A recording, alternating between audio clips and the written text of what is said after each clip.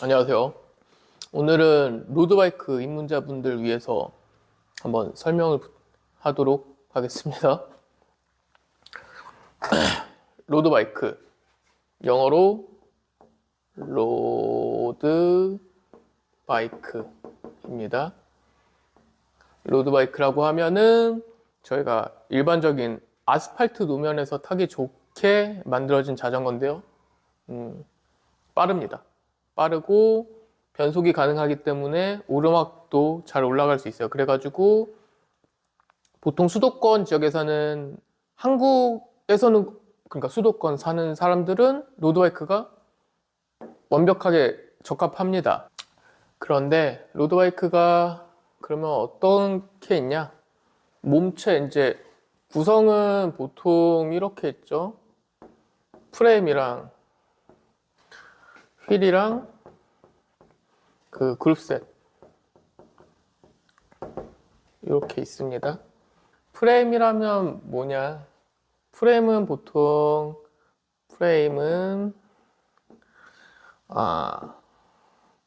카본 소재 얘기예요. 알루미늄 그리고 뭐 티타늄도 있고요. 스틸. 근데 아무래도 오늘 얘기 드릴 거는 보통 요즘 회사에서 만들어져 나오는 카본과 알루미늄에 대해서만일 것 같아요. 저 같은 경우는 티타늄 빼곤 다 타봤어요. 티타늄은 잘 모르겠네요. 제가 기억이 없어요. 티타늄이 어떤 승차감인지 모르겠는데 카본, 알루미늄, 스틸, 크로멀리 뭐 그런 것들 다 그 독특한 승차감이 있습니다. 프레임 형태에 따라서 승차감이 다 달라요. 그래서 뭐 전 다 타보는 거 다 타봤으니까 다 타본 거 추천드리는데 아무래도 현대 지금 2026년도에는 카본이 가장 좋죠. 잘 만들어져 나오고 요즘 다. 그리고 카본 소재 프레임이 단가도 되게 뭐 이렇게 낮춰져서 나오는 것 같아요. 뭐 이거는 시장 동향을 봐야겠는데 그거 이상은 잘 모르겠고 휠 같은 경우는 휠 보통 그냥 알루나 이것도 카본 막 나무 같은 거 이런 뭐 나무 같은 것도 예전에 있을 이건 뭐 이런 거 너무 잡스럽고 그리고 뭐 요즘 스포크 대신 줄로 스포크 대신하는 게 있더라고요. 그 잘 모르겠어요. 일단 그래서 이거 제끼고 이것도 아마도 보통 알루미늄 카본 구성엔 이렇게 나올 것 같고요. 그리고 그룹셋이 어떻게 보면 좀 중요한데 그룹셋이라고 하는 거는 그 구동계 얘기하는 거고요. 구동계는 저희가 브레이크 잡고 변속하고 페달로 이제 밟을 수 있는 크랭크 있고 이런 세트 그런 이제 모든 자전거의 움직임에 관여하는 부분 그룹셋이라고 말하고 있고요. 요거는 뭐 이제 시마노, 스램, 캄파뇰로 요게 이제 좀 최고 탑3 그룹셋 브랜드입니다. 시마노, 스램, 캠피 그리고 기타 등등. 근데 아무래도 입문자분들한테는 캠핑 너무 비싸요. 캄파뇰로 너무 비싸가지고 좀 생각하기 어려울 것 같고요. 시마노나 스램 정도로 보실 것 같아요. 그리고 이제 요즘 만들어지는 것들이 있어요. 만들어지는 뭐 엘모, 엠모 그런 브랜드들이 있는데 저는 제가 안 써보면 좀 함부로 말하기 좀 어렵은데 이 중에서 저도 몇 개 써봤거든요. 근데 아직은 조금 완성도가 떨어지는 것 같다. 아직까지는. 나중엔 모르겠죠. 나중엔 버전이 업그레이드 되고 발전하면 어떻게 될지 모르겠는데 아직까지는 조금 안정성이 불안해서 재수 없으면 이걸로 사고까지 연결될 수 있겠다라고 생각이 돼서 저는 별로 추천을 못 드리고 있어요. 가장 신뢰도 있는 거는 당연히 저는 이제 시마노 가장 보편적이고 이걸로 시마노 기준으로 아마 말할 것 같아요. 가장 보편적이고 제가 제일 좋아하는 그룹셋 회사기 때문에 이렇게 얘기를 드릴 것 같고요. 자, 그러면 한번 제가 한 언제더라? 10년 전이면 한 2015년부터 일을 그 전부터 일을 하긴 했지만 10년을 잡으려고. 그렇죠. 지금 2025년, 아직 지금은 2026년도죠. 한 요 10년 정도만 대충 볼 수 있을 것 같아요. 그래서 조금 가격대에 대해서 한번 얘기를 해보면은, 보시면 만약에 잠깐만 1,100, 2,000 잡고 그리고 시마노는 일단 어떻게 되냐면 시마노 그 구성부터 얘기를 해야 될 것 같아요. 최상급이 듀라이스, 그 다음에 울테그라, 그리고 105, 그 다음에 티아그라, 그 다음에 소라, 그리고 클라리스였나? 네, 이렇게 구성이 돼 있어요. 근데 이게 가장 비싸다. 비싸고 좋죠. 조금 저렴하다. 좀 안 좋다. 이렇게 됩니다. 내려올수록. 그래서 이 구성으로 볼 거예요. 하면은 예전에 그래서 근데 입문 단계에서는 보통 이거부터 얘기를 들어야겠다. 근데 예전에도 똑같은 얘기를 했는데 보통 로드바이크 얘기할 때 이렇게 갈라요. 105 기준으로. 그래서 입문 자체도 그러니까 예전부터도 그냥 105 이게 입문이라고 따졌던 사람들도 있어요.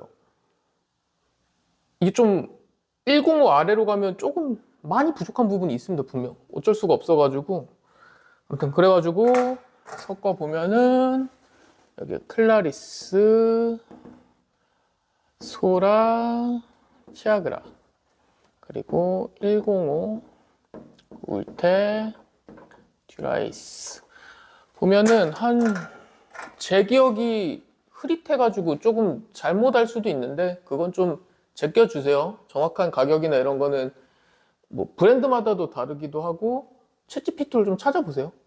저도 잘 까먹었어요. 그래서 저는 한 10년 전에 자이언트 매장 있었어가지고 그쯤에서 뭐 어렴풋이합니다. 어렴풋이. 저 기억이 흐릿흐릿해가지고 아무튼 클라리스 보면은 예전에는 그러니까 입문용 클라리스 소라 티아그라가 한 이 정도쯤 가격대 있었어요. 한 60만 원대에서 100만 원 초반대. 그리고 105가 한 200에서 300 정도? 이 정도였을 거예요. 그리고 울테그라가 한 600, 800쯤 차지했던 것 같아요. 그리고 듀라에이스가 한 900 이상. 여기서 좀 더 커스텀해가지고 스페셜하게 하는 사람들은 2천만 원 가까이 찍은 사람들도 있었어요. 예전에 이제 이게 2015년도. 그리고 그걸 이제 현재 와보면은 쉽지가 않죠. 그게 요즘 2025년도 기준 보면은 거의 한 80만에서 좀 더 올랐어요. 이거는 한 80에서 한 140 정도 잡는 것 같더라고요. 입문급을. 그리고 105 같은 경우는 요즘 거의 한 400대에서 600대 했던가? 그 정도쯤인 것 같고 울테그라도 울테그라가 거의 800에서 한 1200 사이 아닌가요? 이 정도쯤일 거고 그리고 최상급이 거의 한 1900만 원 가까이 돼 있는 것 같고요. 물론 이제 이것도 천장 뚫으려면은 무한정 돈을 쓸 수 있죠. 요즘 같은 경우는. 그래서 이게 2025년도 이렇게 되는데 이게 보면은 10년 전에 비해서 입문하기가 쉽지는 않아요. 가격대가 많이 올랐거든요. 거의 한 1.5배 이상은 다 올랐을 것 같아요. 그래서 가격은 쉽지가 않다. 근데 또 저는 이제 업자다 보니까 어떤 생각을 하냐면은 이때 한국 최저시급만도 거의 6,000원이었어요. 근데 지금 10,000원이잖아요. 그래가지고 이런 걸 생각해 보면은 아니 근데 중국이나 대만 공장 사람들도 계속 연봉 동결할 수는 없을 거 아니에요. 먹고 살아야 될 거 아니에요. 제가 뭐 이거는 완전 내피셜이에요. 저 잘 몰라요. 경제 잘 몰라가지고 그래서 당연히 흐르는 거 아닌가? 10년 이상 지났으면은 당연히 올라야 되는 거 아닌가라는 생각이 조금 있어요. 저 근데 비싸게 저도 생각합니다. 비싸게 생각하는데 요즘 소주값 5,000원이에요. 예전에 한 3,000원 했었잖아요. 뭐 그 오르는 게 어쩔 수는 없는 흐름이지 않나라는 생각이 듭니다. 그런 부분이 있는데 아무튼 이건 좀 잡소리고 해서 제가 추천을 어떻게 드려야 되냐. 일단 요 정도 있잖아요. 이 정도는 좋죠. 입문하기 좋고 가격대가 좋다라고 해야겠죠. 근데 보통 저희가 한국에서 자전거가 레저예요. 이걸로 일을 하는 분은 솔직히 없어요. 로드바이크를 타는 입장에서. 그러면은 만약에 일로 엮어보면 출퇴근용, 등하굣길 사용하는 용도로는 쓸 수 있는 거죠. 그런 거는 좋아요. 이 가격대. 지금 한 100만 원 내외죠, 요즘. 그래서 100만 원 내외가 추천하는 건 출퇴근, 등하굣길,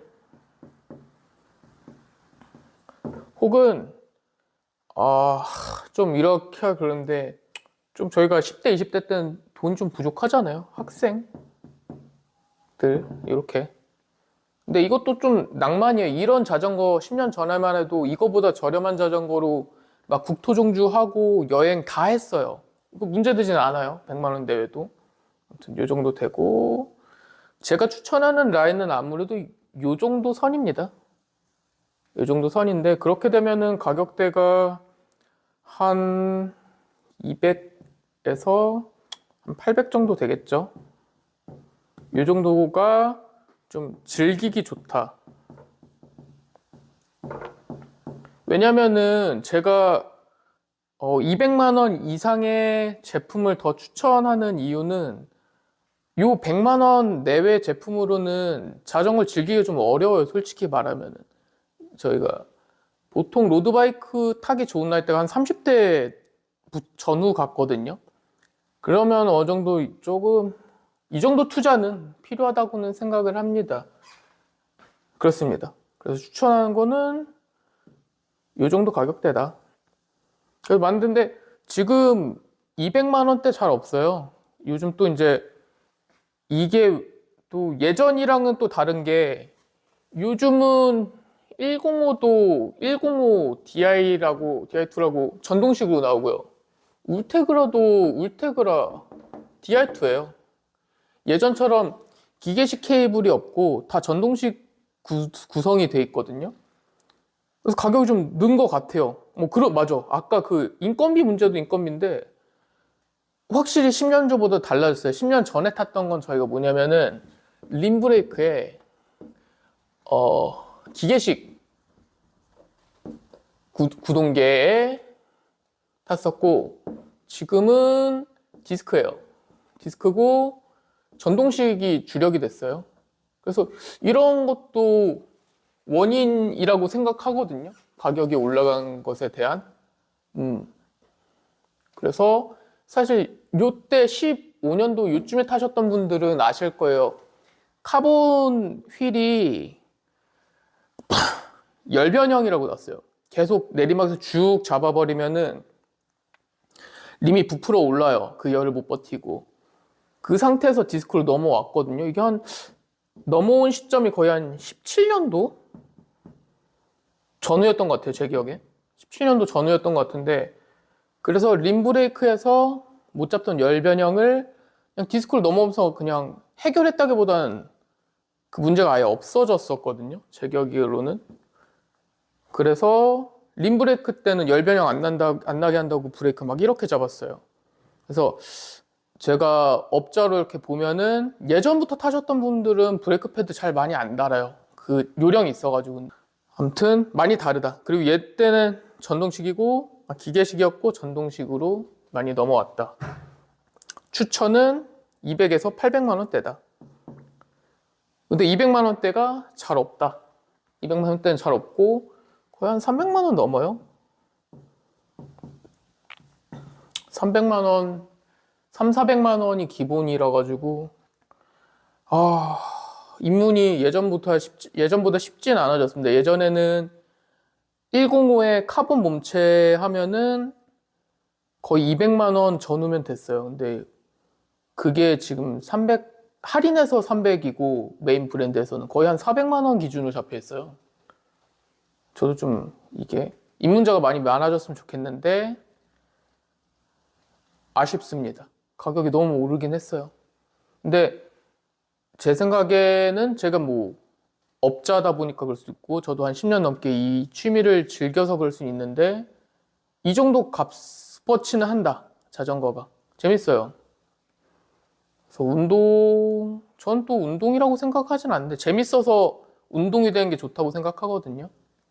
자전거 추천합니다. 추천하고 그러냐 뭐 설명한 건 없고 제대로 없는데 제가 뭐 결론은 그래서 결론을 보면 300만 원 내외의